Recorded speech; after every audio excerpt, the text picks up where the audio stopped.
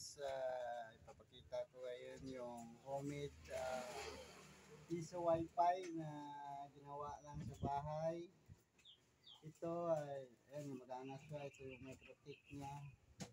Ito, binili ko ito 1.5. Tapos itong slot nasa 400. Tapos yung laman nito, dalawa lang naman to, coin slot. Ito mga plywood na luma lang to. Ayan, ito yung medyo madumi-dumi na.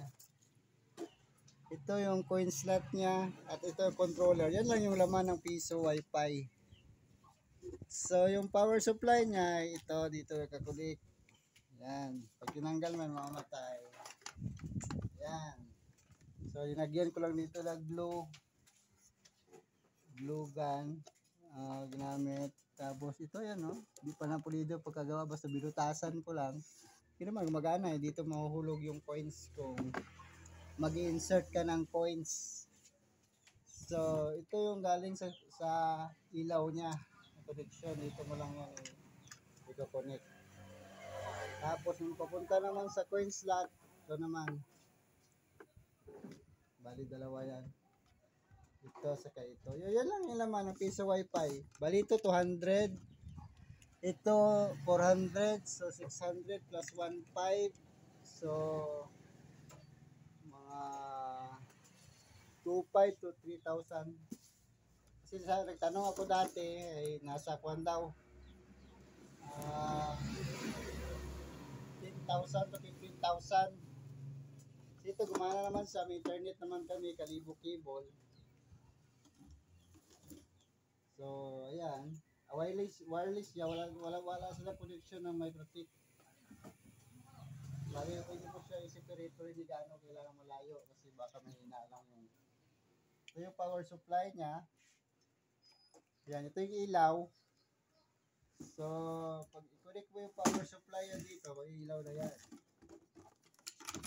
Yan siya, oh. Yan. Ito yung sahod ng mga coins.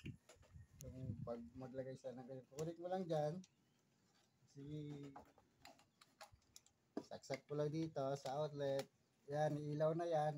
Umilaw na doon yung coins. Yan lang, kasimple yung laman ng piso wifi. Yan, dinikit ko lang ito ng glue. So, ganyan lang. Lagyan lang ng lock dito to. Ito lang naman to, may kalenderya kasi dito. So, ayan, umilaw na siya. Uhulog ka lang ng coins dito. At saka, ito naman yung para sa internet na may protect. Set up lang naman to sa computer. Pwede ka rin gumawa dito sa computer ng kwan. Kaya yung computer ko. Ito yung internet ko, Kalibo Cable. So, yan nakasaksak. Dinabas ko lang. Dito ko yung nilalagay yan. Dito ko sinasaksak ito.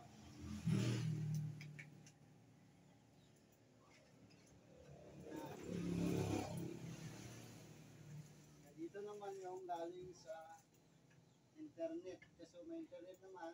Sayang na may internet pag di magamit. Yan. Kunik mo na dito.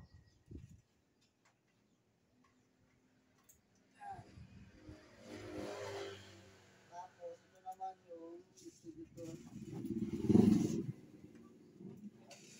Yung wireless yan, wala silang connection between the piso wifi at microtik. I-plug lang ito naman sa outlets sa extension para gumana.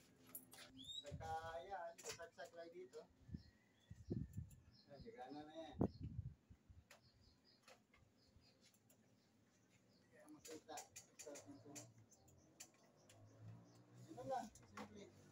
Set up ng piso wifi. Basta meron kang internet, so makakasit up ka na ng piso wifi. Yan lang kadali. So maraming salamat guys. Hanggang sa susunod. Please like and subscribe.